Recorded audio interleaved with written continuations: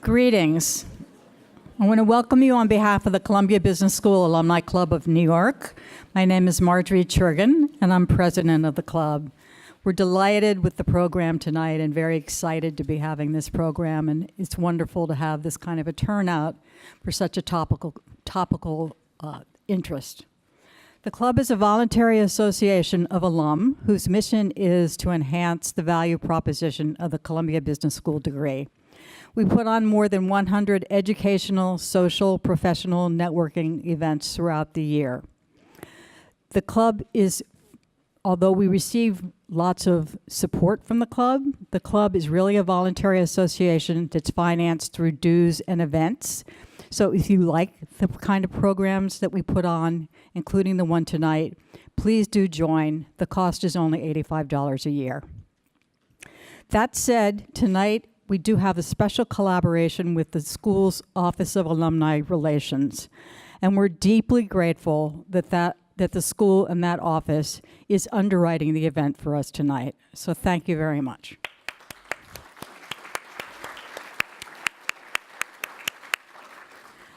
I want to give some special recognitions. Aziza Jamdur-Chanova, who is formerly president of the Alumni Club, helped with the gestation of this event. Thank you, Aziza. Tom Mealy is currently vice president of the club. Tom, would you stand to be recognized? If he's in the room. Thank you, Tom. Beth Brown, Alexandra Kennedy, and Rashimi Trivedi, would you please stand from the Alumni Relations Office? Thank you for your efforts tonight.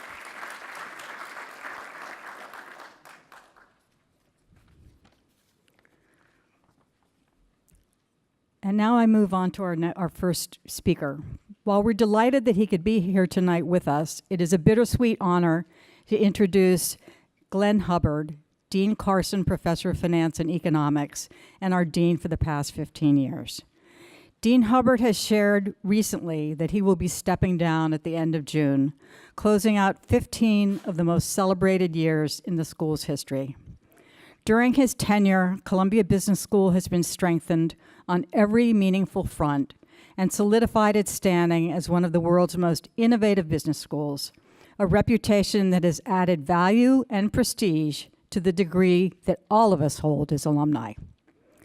Dean Hubbard has been recognized and has spoken frequently about his success, focusing the school on entrepreneurship and interdisciplinary programs, increasing the number of faculty chairs, and expanding financial aid. We are happy to have him with us tonight, however, to reflect more specifically on the changes that have occurred at the school under his tenure to foster the education and culture to prepare the next generation of CFO leaders. Please join me in warmly welcoming Dean Hubbard and congratulating him on a job well done. Thank you. Thanks very much, Marjorie, and thank you, Alumni Club of New York, for all that you do. One of the interesting things about stepping down is you get to hear eulogies and you're not even dead yet. So I'm thrilled for that.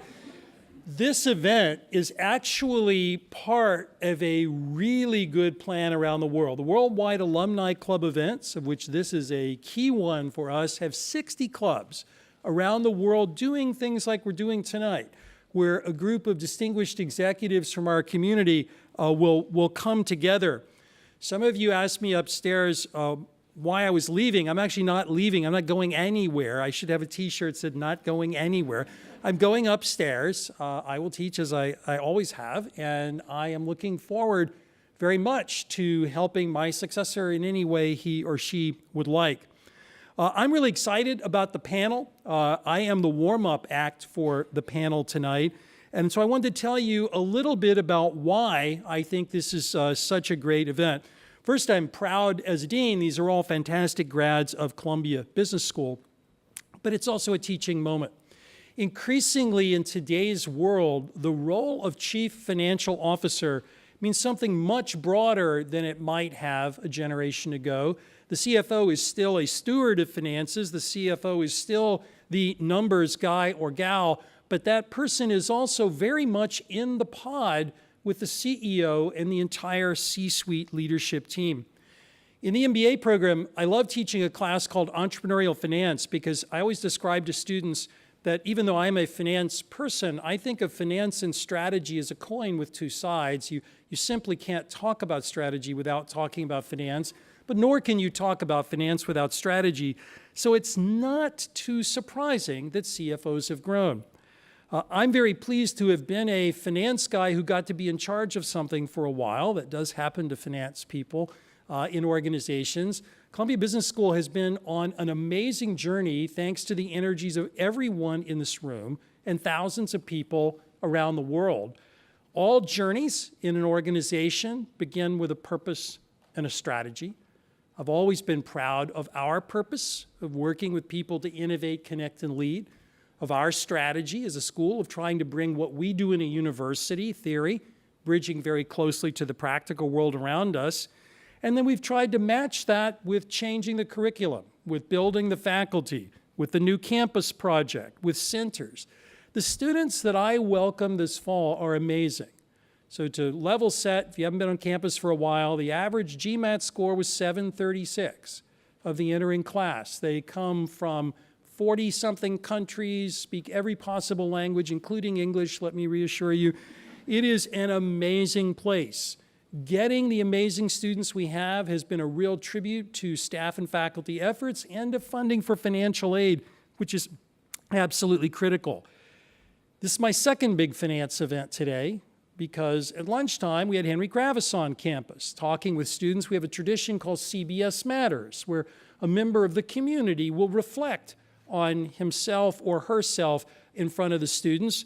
I thought it was great. I told Henry it's a little bit easy because they all wanted to be him. They don't particularly want to be me, but they do want to be him.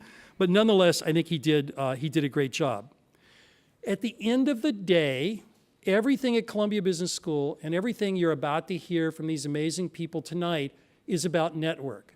The glue that ties together any knowledge organization has to be more than the basic ideas, or even the people who are literally part of it today. It's the enormous network around it. This is a finance evening. I'm a finance professor, so I think that is absolutely terrific. But I will say this to you, going back to what I said about CFOs. At Columbia Business School, we do not think of ourselves as a finance school, even though I'm proud of our success, particularly proud because I happen to teach finance. We're there to train men and women as leaders. The very beginning of the MBA program, starting an orientation, is on leadership. And the whole thrust of the program is on taking important subjects like finance and relating them to leadership. I told the faculty when I was stepping down that I had a farewell speech for them and it would be very short. And I put up one slide. It turns out I'd been visiting with all the new MBA students in their clusters, and one of them, they always ask me crazy questions about myself, and somebody asked me, "What's your favorite singer?" And when I said Frank Sinatra, I looked around the room and finally one student said, "Who is Frank Sinatra?" And I realized there's, people talk about divides in our culture. Well, this was one. But I did tell the faculty, on Frank Sinatra's tombstone reads, "The best is yet to come." That's true for Columbia, and it's true because of everybody in this room. I'm going to turn the program back over for this amazing program, and I hope you'll join me in enjoying hearing from these amazing CEOs tonight. Thank you, and welcome to the WACE event in New York.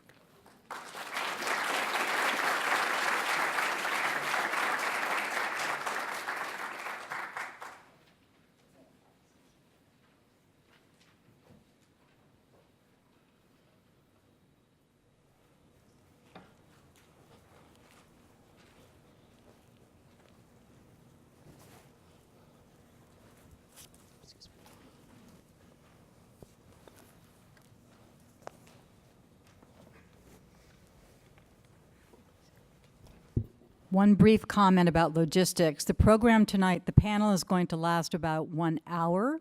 We, unfortunately, because of the logistics of the room, won't be able to have Q&A, although there will be a small amount of time afterwards for you to line up and try to connect with the speakers. We will have a reception back in the lobby area afterwards with drinks and dessert. So when this is over, please go back up to that area and continue the networking. I'm especially proud to have such prominent established leaders from our midst who not only have achieved the pinnacle of success professionally, but who are willing to give back by joining this panel tonight and speaking on the evolving role of the CFO 2018. You've all received a handout. We're not going to read through the bios. The purpose of the handout was to tell you about their esteemed careers. I'm going to just start, in the interest of saving time, by making one introduction, and that's to our moderator, who we're delighted to have with us tonight, which reminds me to tell you this event is on the record because our moderator is Kimberly Johnson, who's the professional products editor of the Wall Street Journal and who is responsible for the Wall Street Journal's specialized content as well as setting strategy for a portfolio of products, including the CFO Journal, the CIO Journal, and CMO Today, Risk and Compliance Journal, and Logistics Report. You can read more about her in the handout. Without further ado, I turn the program over to Kimberly and to the panelists. Thank you again for being here. Thank you.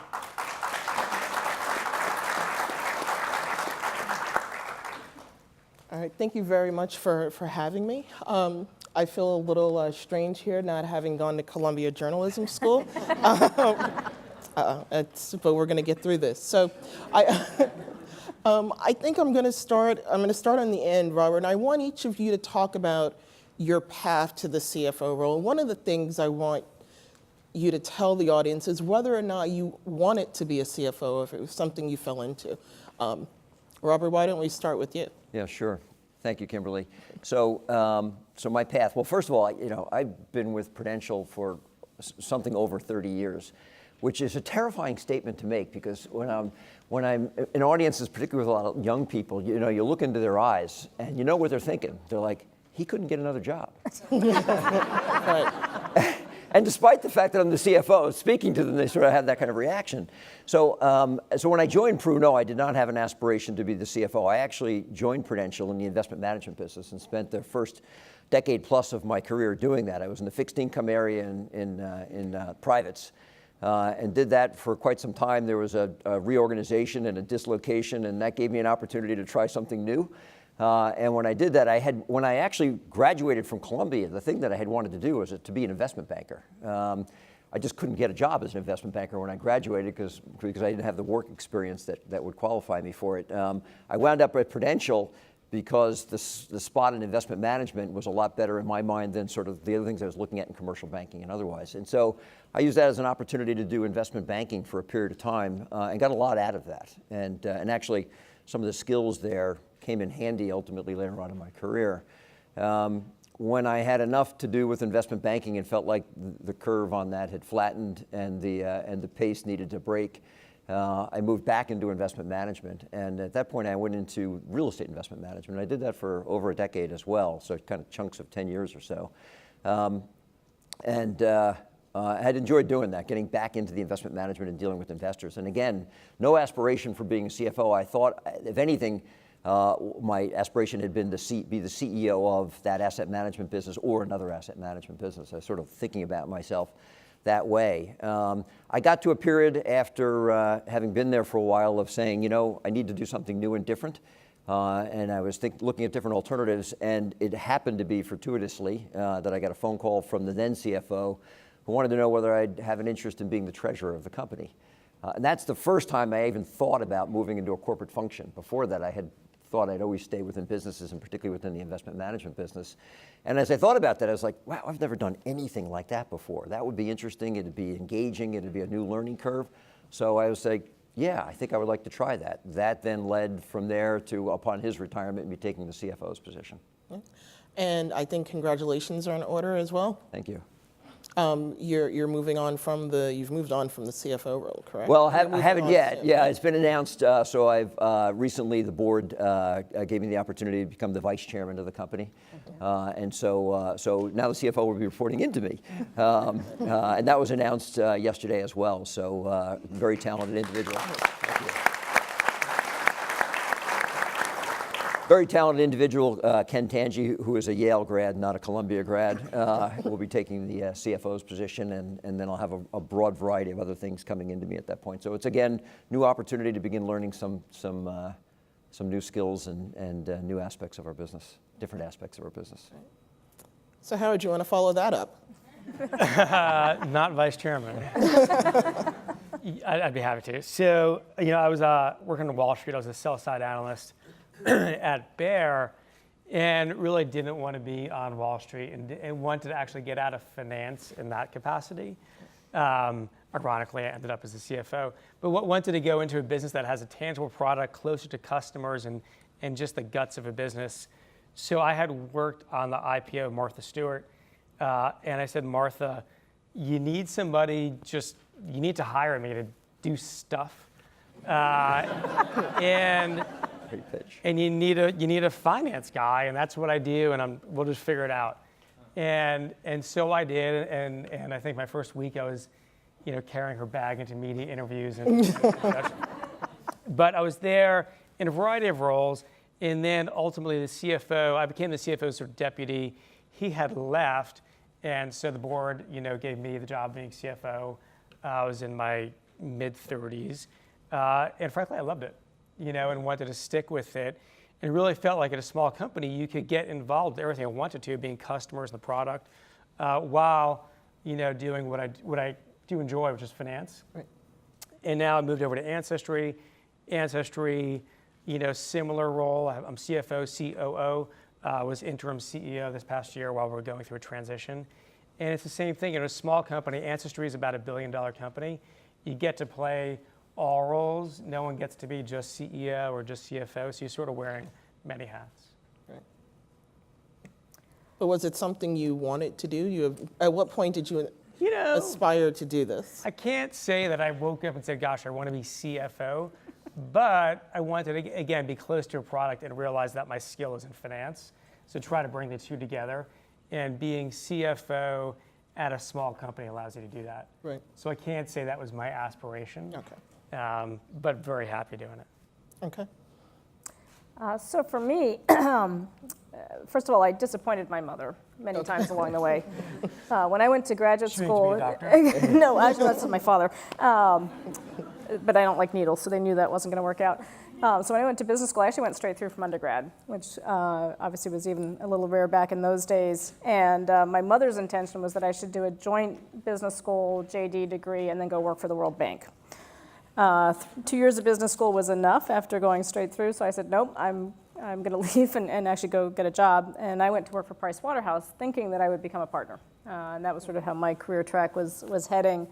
Until one day a very good friend of mine called, and she was an attorney at Ryder, and said, I really think you'd like it over here. There's some interesting things. And anyhow, about 6 weeks later, I found myself leaving Price Waterhouse with the idea that if I didn't like being on the other side of the fence, I could go back because I still liked working for the firm.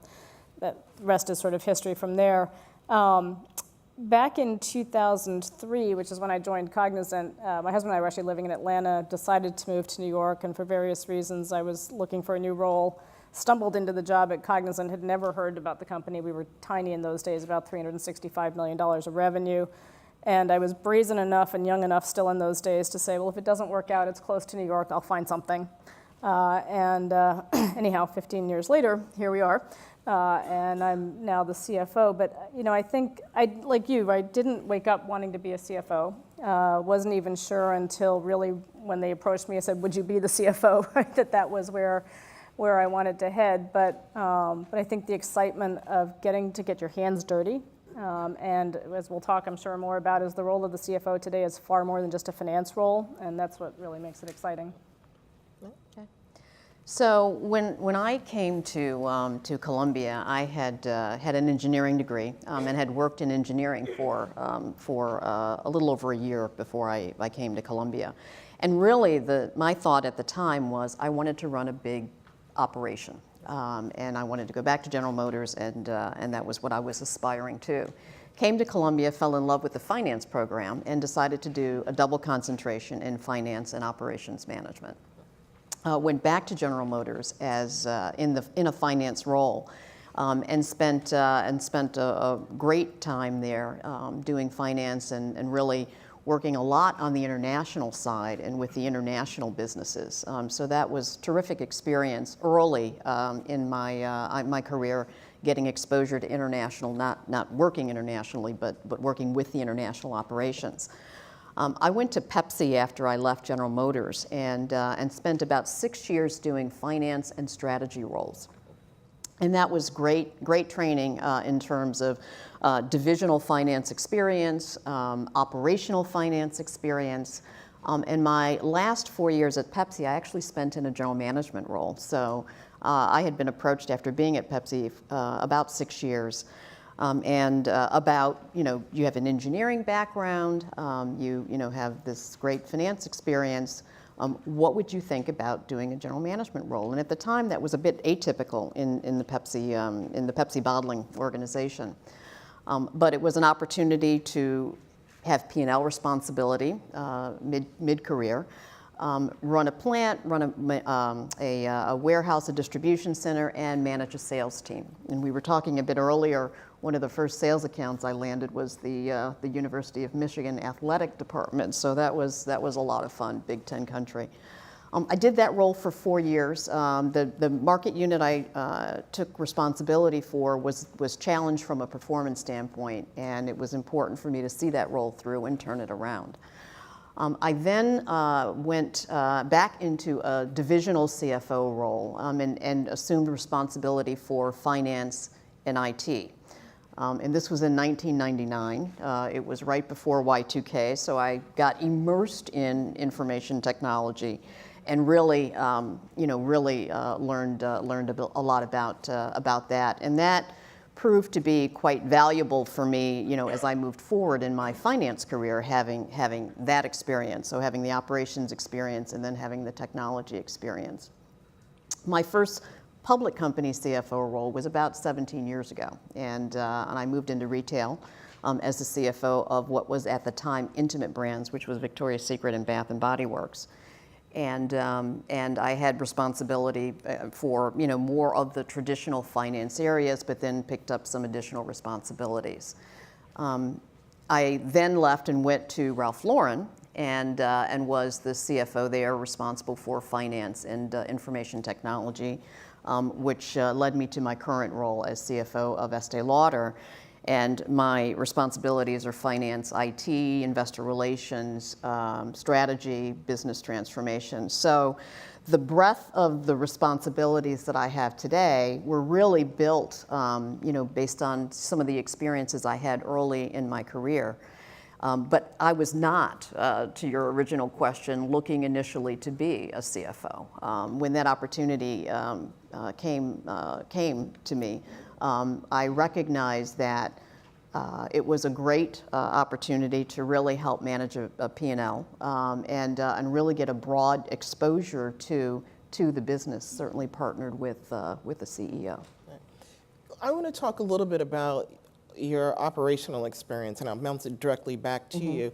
You did have that time where you were a general manager and your engineering skills came into play.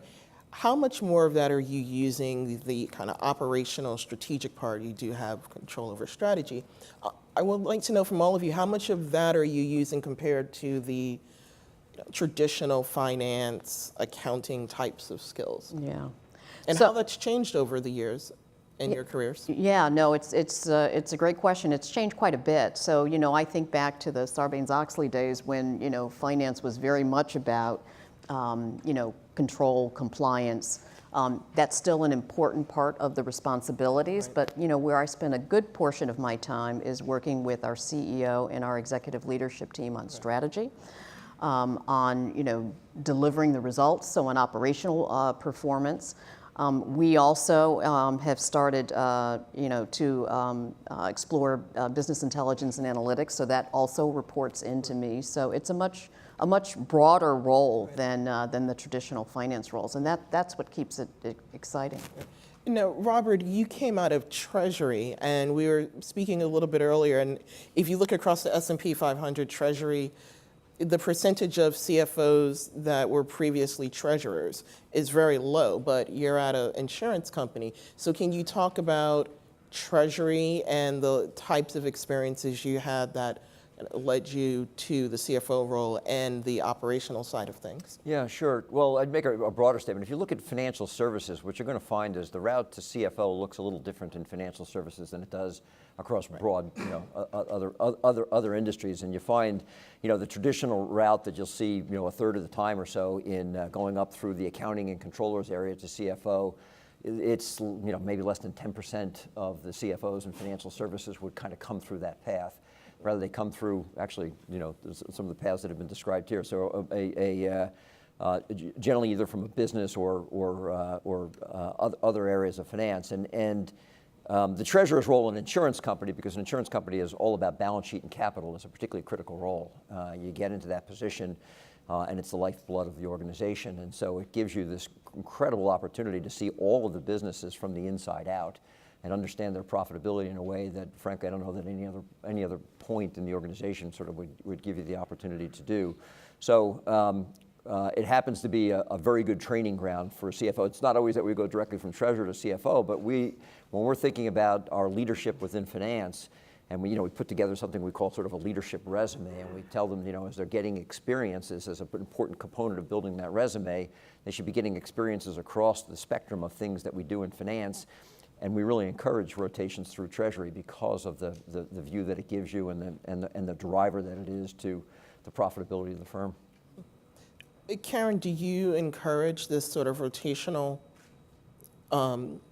method to go through finance or across the whole company? So for us, it's across the whole company. Okay. So we try to do rotations within finance, but particularly when I look at our FP&A, financial planning analysis team, our corp dev team, which tends to be more MBA focused versus more of the controllers organization, there we really encourage people to move not just across finance, corp dev, strategy, et cetera, but also into the business.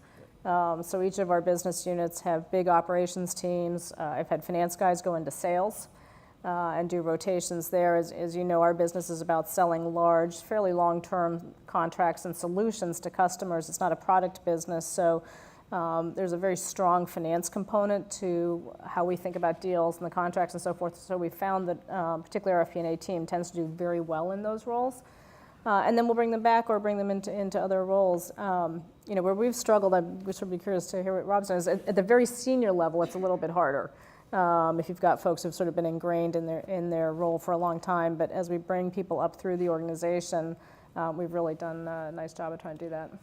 We would echo that, actually. I think it's critical. If I look at the leadership table around the CFO position today, there's not a single individual who sits at that table who did not have an experience outside of our company and or outside of finance. And so absolutely echo that. And we encourage people to try to get out of the finance organization. And to your point, Karen, I think there are points earlier in their careers where it's a little easier to do. The skill set's perhaps a little bit more fungible. It gets harder to do at a more senior level. And what that really requires then is it's an orchestration at the executive management of the firm. So we spend a lot of our time at our most senior leadership of the firm, not just in finance, but across all areas, identifying the leadership cohorts that we have in the organization, and then putting them through programs where at the end of that program, the first one we did of these, I think virtually, if not every single one of those individuals wound up, whether they came from finance or actually another area of the firm, we stuck them somewhere else in the organization in order to give them that experience. And I think it's particularly critical in finance. And incidentally, we see less of this, but I think it's a missed opportunity, getting people from the business into finance, because that financial acumen when you're in a business role is invaluable, and we need to see more and more of that in organizations, I think. And so there's this opportunity to move in and out of finance, both for financial people and non-financial people. Howard? I would double down. Our finance team, particularly FP&A, is embedded within the operations of the company. Right. And it's interesting what you said. I would agree. So we do distribute the finance team, and they could speak about our cloud expense or AI. That they're deeply involved in the product. It's not often enough where the science team, as an example, understands what we're trying to solve in terms of value creation. So absolutely, we're trying to cross-pollinate the teams as much as possible. It is a little easier in a small company Right. because everybody's just bumping up against each other in the office. Nobody has an office. So it's pretty easy for everybody to know where the North Star is and how they could help contribute to get there. We also, a little bit off topic, but wildly share lots of information around what drives, what creates value, and what the levers are across the company. So the science team does know, if they create, a new innovation, they know how it will accrete back to the whole organization. Tracy, how do you drive that kind of value across and that message across such large companies, given your background? You want to talk a little bit about how you've tried to do that and maybe potentially what some of the obstacles might have been? Look, the CFO role is a key leadership and messaging role as well, and a key strategic partner to the CEO. So, certainly everything from our strategic planning process to our financial long-range plan to, on a day-to-day basis, making sure that every opportunity and every forum we have, where we are messaging what, to your point, the key drivers are in the business, and and making sure that we're working to hold people accountable to deliver results. So that is a critically important role that the CFO has in the organization. It's important as well, though, to have a great team. And so when you're in a large organization, the makeup of your leadership team is critically important, because they are an extension of the messaging that you want to do, and the performance that you want to drive as a CFO. So I've been very much focused on the talent development in my team, making sure that people have good experience. I think it's important to move between corporate and divisional roles. Certainly that was beneficial to me. I also agree that it's great to, if you can, move people between functional areas. Again, having one of the most valuable experiences I had was in the general management role.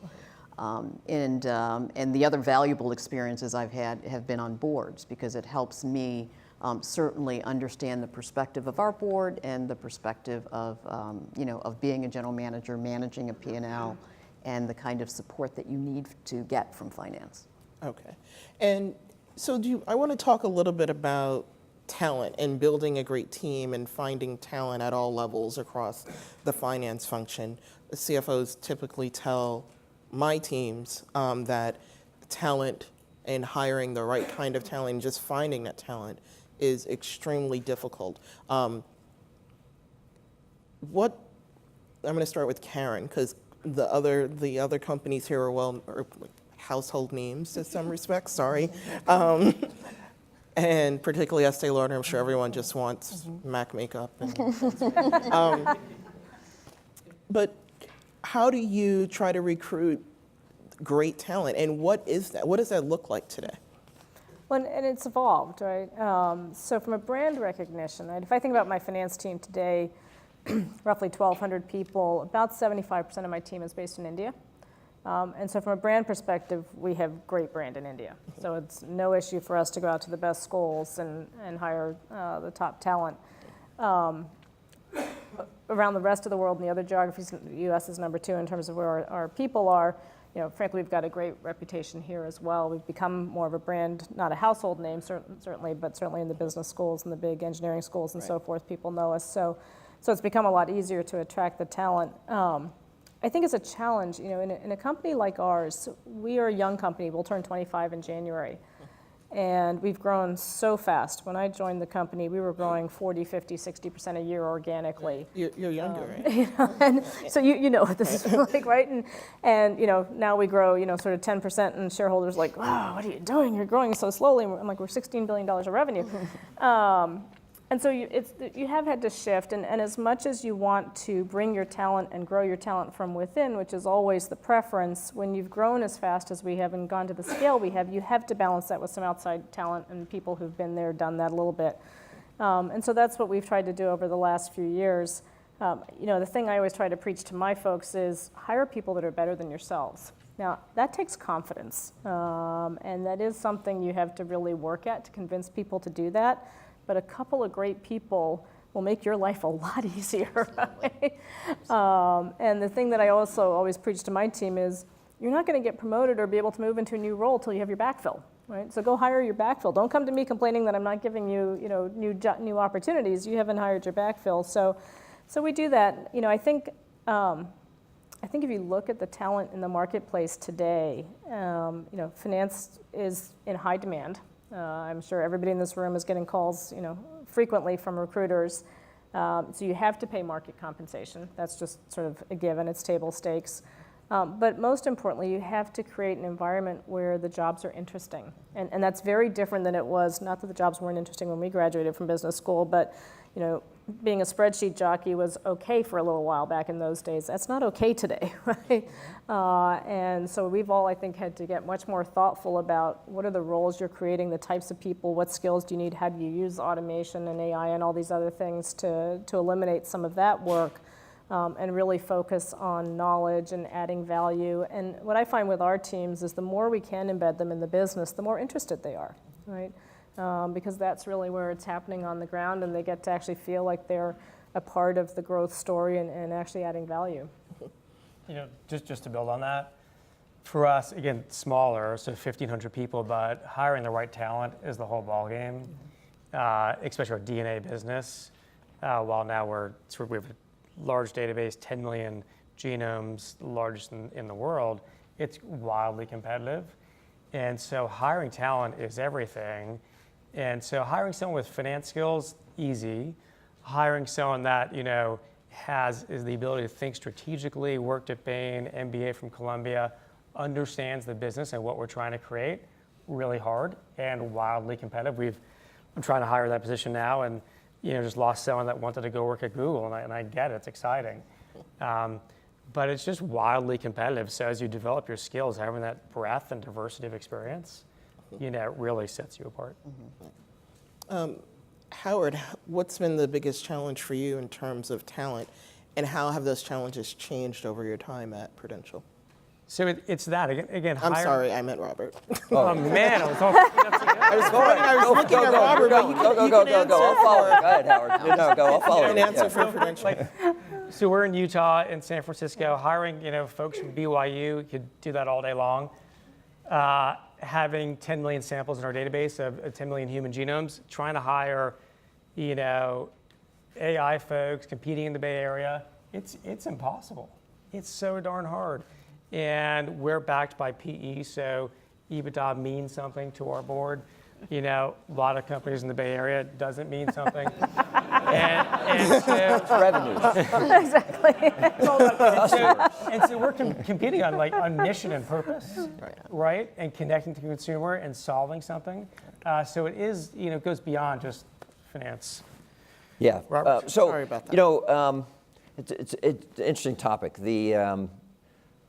First, our view of this whole talent equation is that it's actually, I've always said, and we've said, it is the only sustainable competitive advantage a company has. At the end of the day, we view that as our company, and so we put an enormous amount of energy into talent acquisition, talent development, engagement, and retention. We actually have terrific retention ratios. And so that's, when you look at that, that's sort of the formula for us, which is, if you think about, you recruit at kind of two levels. Think about it, you recruit at that seasoned, more experienced level, and sometimes at very seasoned level. And then you're actually recruiting to bring, the more junior people into the entry-level positions within the firm.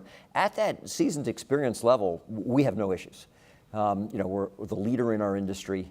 We have a 140-year track record. We have a mission that resonates with people. We have a good financial profile. Our culture is outstanding. So when they talk to people in the firm, the reason people stay is that they connect with all of that. And so more sophisticated, experienced professionals that we're trying to bring into the firm in any functional area, we find is relatively easy to do. The one area we were challenged, kind of interesting to hear you guys talk about it, is actually like in the technology area. And that is, people think about it, this is a 140-year-old insurance company. Why would someone who would rather be working in Silicon Valley join our company? And what we've been pleasantly surprised at, we've hired a slew of people. And the reason for that is, they're out developing this technology with small startup companies, and it sounds really intriguing and sexy and like it'll be fun. And then they develop it, and then they go and try to find customers for that technology. And they get some VC funding, and the VC allows them to do some customer acquisition. And what they realize is getting those customers is a lot tougher than they thought. So you can have the best technology in the world, but you got no place to apply it. Well, we're like, well, we got 20 or 30 million of those people. How about coming over here, creating that technology, and actually seeing it work and applied in a way that it's actually producing results and impacting the lives of people. And so we have a Silicon Valley office now, which we've hired a bunch of programming people. We've in the Northeast added substantially. We got the warehouse look in one of our buildings. We're doing all that kind of stuff. So that was that was a challenge, but it was one that ultimately, again, they saw the same connections with mission and with the ability to actually have an impact.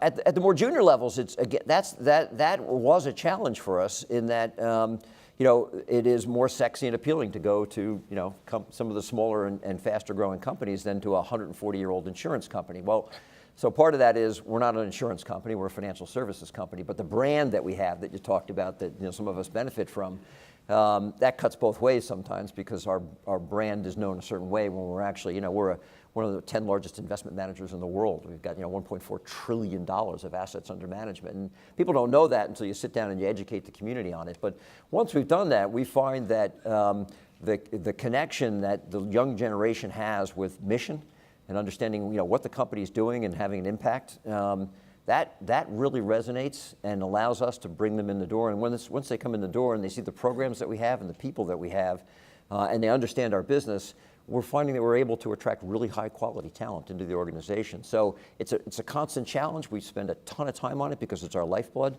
But we're finding that we're actually able to compete pretty effectively at both ends of that spectrum. Tracy, you want to chime in on talent and trying to find talent? Yeah. Well, yes, the Mac brand is certainly an attractive characteristic of the company. We have 30 brands actually in our portfolio, but we from a finance standpoint, have done on-campus recruiting. One of the things that we've done at the Estee Lauder companies as well is really build out our financial planning and analysis teams so that we can attract people into the organization that actually, can partner very well with our business, our business leaders. We have, the finance team is involved in every aspect of the business. So we have finance partners for brands. We actually have someone in the audience that's partnered with the Tom Ford brand, another attractive brand for a lot of people. So yes, the consumer products, the branded aspect of the company is attractive, but we're a global company. Almost 2/3 of our business is outside of the U.S. So coming into the organization in a variety of different finance roles and the ability to move through the organization, whether it's in a brand role, which is very strategic in terms of the planning that our brands do, to an operational role in one of our regions, to our corporate roles in treasury, tax, and certainly internal audit and investor relations. So those are attractive things that we certainly sell to candidates from that we're trying to recruit into the organization. Not only is it's a great company, we have a great culture as well. The company values are very well known. And we've recently increased some of our employment benefits that are attractive to everyone, and certainly attractive to millennials as well in terms of family leave and some of those other benefits. So it has been it's been a terrific experience developing the finance team and building the finance team as well. We also do, pretty extensive career pathing as well in the organization, so that when you come into the organization, you'll have the opportunity to move around in a lot of different areas. Right. Let's talk a little. Can I follow up on that a minute, Sure. if you don't mind, Kimberly? I think for large companies, and actually I'm sure it applies to your companies as well, that that mobility thing is, I think, really important in the current generation. You know what? So my story, I told you, over 30 years, same company. I have 3 adult children, all less than 10 years out of school.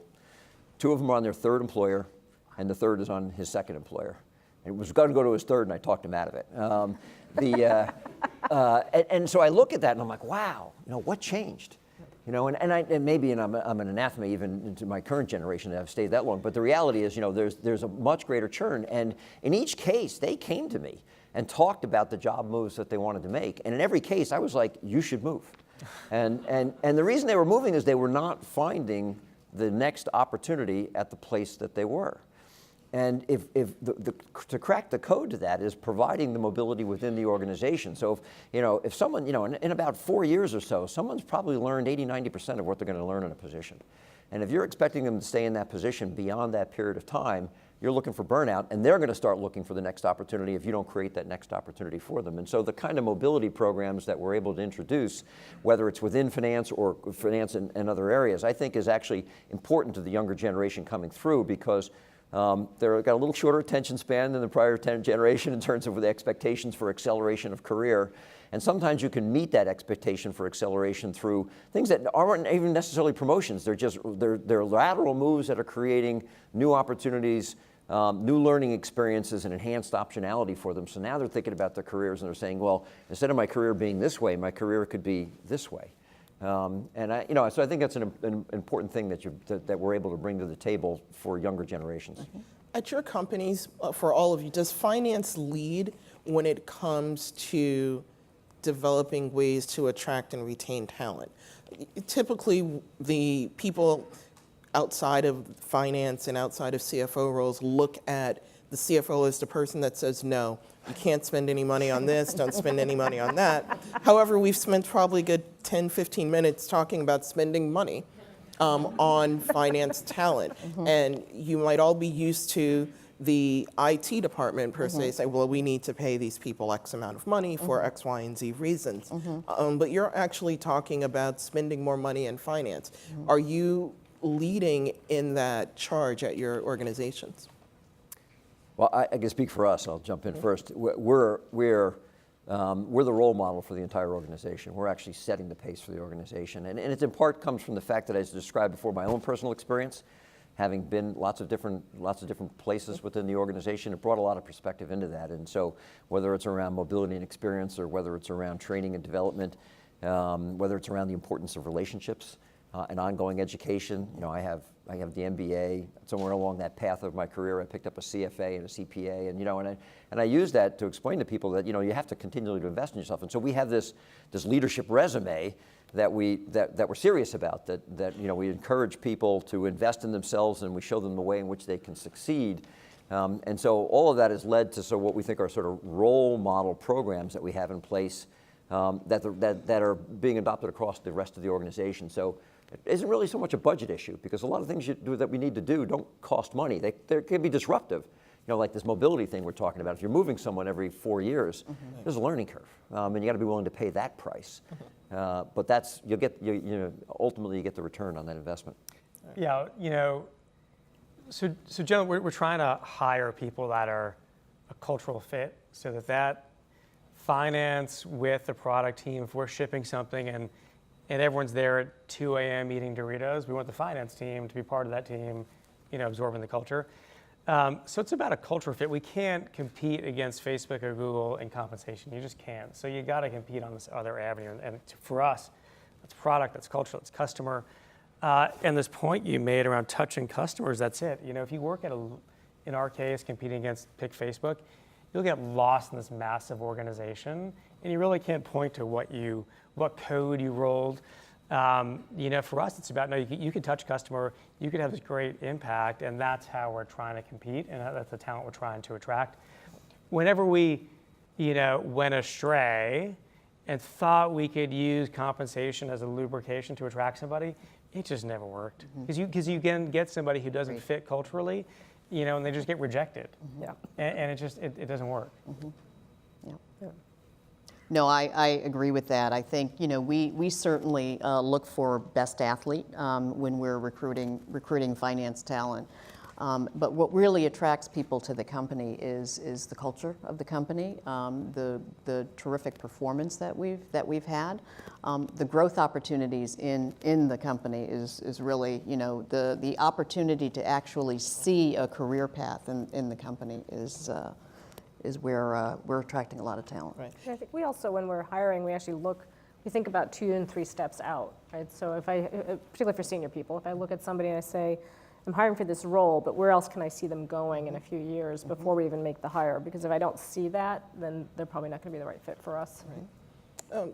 So one other, I'm going to move away from talent a little bit, and I want to talk about your talents, and I want to talk about how you gain the experience and the communication skills and just the overall leadership skills that help you get to where you are and to move up the ladder and whatever is next for all of you. Some of those skills, sometimes the leadership skills, some of those are just soft skills that can't be learned. So I'd really like you to talk about, for the audience, where you picked up things along the way, if you did. Yeah. No, I would say that, clearly in the various roles that I've had, I picked up, a lot of those skills. I think that early in my career I had, training as well, but most of it was just on the job experience. And What kind of training did you have? Training in terms of early time management, leadership skills, motivating teams. Those were all critical early training experiences that I had. But most of the training was on the job experience. And certainly one of the early things that I recognized is how well you partner with your business teams. The technical skills are a given, but how well you partner with your business teams to drive value. You mentioned that, oftentimes finance leaders are seen as the place to say no, and we certainly do have to say no many times. But really helping the organization figure out where incremental value can come from, and knowing where to invest and where not to invest, and when to disinvest, were all things that I think were important for me. My operational background initially actually, I think, helped me in moving into finance roles to understand some of those areas and some of those drivers, and were differentiators for me. Yeah, I think I would echo a lot of what Tracy said. I mean, technical skills at this level are sort of given. And frankly, I suspect most of us are not spending a lot of time on closing the books, right? You can hire really good people to do a lot of that stuff, where it really becomes more about driving the business and the strategic growth of the company and so forth. And there's also, there's a lot of soft skills that comes into being a good CFO, and it's observation, it's learning on the job, but we have to be so nuanced, I find, because sometimes I find I have to be the cheerleader for the company and really encourage our teams and push them to get out. And other times you have to sort of pull everybody back and hold them accountable. And there's no playbook that says when to do those, right? You really have to be able to take the pulse of your organization and your leadership team and understand what motivates each of them. And so a lot more psychology, I guess, that goes into our jobs than anything sometimes. And that's somewhat trial and error. Sometimes you'll make mistakes, but you'll learn pretty quickly if you do. I when I took the job, or was offered the job to be CFO, I was young, and I was a little taken aback and surprised. And I said, gosh, who do I want to be like? What CFO do I want to aspire to? And I was sort of reading up on these people and their leadership style. And frankly, I started going astray. And at that time, the board pulled me aside and said, hey, Howard, we hired you to be who you are. Stop trying these different techniques and be yourself. And I was like, that's right. So you have to weave together your own tapestry of who you are. And so that was 15 or so years ago. And at that time, I created sort of my own board of people that I was going to use as mentors, folks that have gray hair and just different experience. And I've bounced ideas off them for the next, from that point forward to today. They've stayed with me in developing me as a leader and who I am. So, would echo a number of the comments that are here. Although, one thing, when I've been asked the question before about, what if you had to identify sort of the single item, what is it that got you the CFO's job? Actually, the way I answered that, I said it's communication. Right. And the reason for that is where it really manifested itself and the rubber hit the road was, you have to get in front of the board. Right. And we do complex stuff. And you want to talk about complexity in finance, go to financial services and insurance, for God's sake. Right. Make your head explode. Right. Makes mine explode all the time. So you have to take those really complex topics and you have to explain them in a way, you can't dumb it down, right? This is the board, they have a fiduciary duty. So it's not about dumbing it down, it's about explaining it in a simple and clear way so that they get the content and they can make decisions based on the information that they need to have. And so, doing that successfully, when the board can see you do that, that builds, it builds confidence in the entire organization and then obviously in you as an individual. And you said you wanted to get away from talent, but to Karen's point, we probably all spend the vast majority of our time on talent. It consumes most of my day. My financial skills help me get the job. It helps me to understand what everyone's telling me. But to Karen's point, I'm not the one closing the books, and I'm not the one doing the analytics. I'm reading the analytics that others have done, and so it really comes more of our value is in how we're organizing, how we're staffing, and how we're leading more than in how we're applying technical skills. So, and one other thought, if you don't mind me going on just one more minute, I can't help but share this because I've shared it other times whenever we get onto this topic. There was a survey done of successful executives, I think they're all CEOs, and they were asked if they reflected back on their careers, what would they attribute to be the drivers to success in their careers? And the way it worked is they said 70% of their success was driven by the experiences that they had over the course of their career. And so that's a lot of what we've shared and talked about in our own personal experiences. 20% of that success was sort of what you would think of as more the EQ part of the equation, relationships. Now, interestingly, men versus women, the men were actually lower on that score and the women were higher on that score. So, take that for what it's worth. It's just the value that, different individuals and how women and men sort of approach relationships. But nonetheless, it was sort of the second driver. And then 10% they assigned to actually sort of what you'll think of as education, our MBAs and things like that. And I think that that's probably an accurate view when you're at the top of the house and have already succeeded and you're looking back on your career. But that 70-20-10 probably varies very dramatically depending on where you are in your career. And early on in your career, success is going to be driven by the 10 because it's probably more like 90 early in your career, and it becomes 10 over the life of your career. And so it's that skill, the fact that you're a technician, you're an engineer, you're a finance person, whatever it is, you are a subject matter expert, and that's going to get you that first or second promotion. And then after that, some of the other things, relationship management becomes very critical, and then ultimately the experiences that you gain in order to lead you into greater leadership positions. Right. I want to talk about interacting a little bit with the board. Did you all have exposure to the board in your previous positions before you had your first CFO position? Did you have board exposure? Some board exposure, depending on, I've led a lot of change projects throughout my career. So, from that perspective, yes, I had, board exposure. And, when I was working in,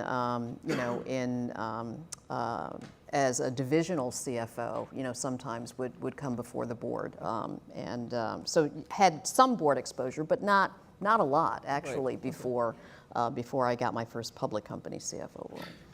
Yeah, I would echo Tracy. So as the head of FP&A, I used to always present the budget to the board, and that was usually at 2 different meetings and some of the audit committee and so forth. But as I got closer to becoming CFO, even though back in those days we weren't very good at formal succession planning, so we never actually told people what was coming next.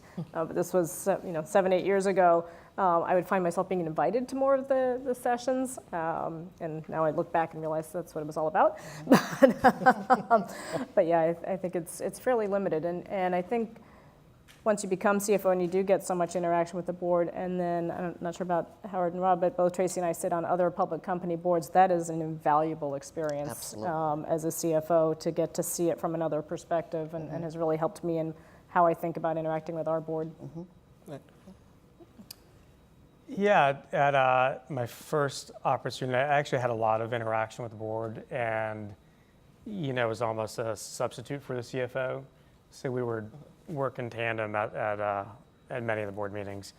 And now, as a board member at the current company, we make it a point to make sure that the management team beyond the C-suite presents and has, pretty deep interaction with the board, either casually through, cocktail hours or through formally presenting. So make it a point to bring in a really broad group of people into the boardroom. Why is that, and how did that decision get made? So in part for this succession planning, people evaporate over time, and it's really to see the bench, give them a learning opportunity. So it's a two-way street, but it's pretty deliberate. Okay. Very deliberate. Yeah, two things. One, echo Howard, we do the same thing. We're very conscious about trying to expose the board to that next level down, because that's the future leadership. And when we come to them and talk about succession planning, we want them to know them not just as a name on a piece of paper, but actually to remember them from presentations that they've made to the board. So we always look for opportunities to do that. And it is a two-way. I think the board learns from it and the individuals develop from it.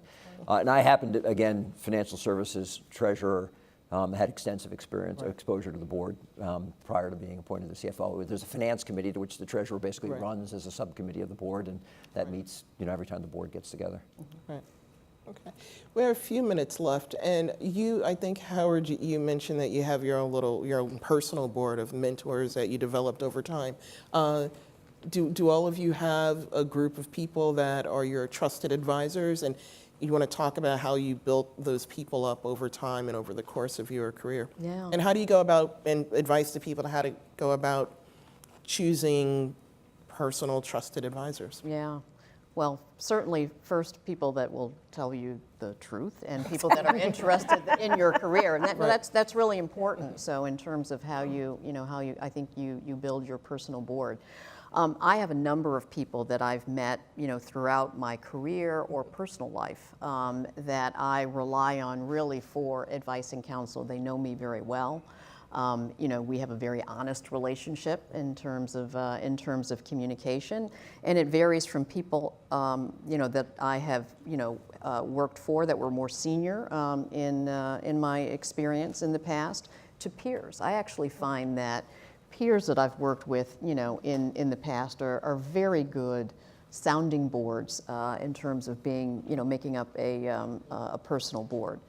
So I would agree, it's absolutely critical for me. I've gotten, an awful lot of good guidance and counsel from people that I've stayed connected with over the years from an advisory standpoint. I would echo that. People, look, I graduated in '88, so 30 years right now.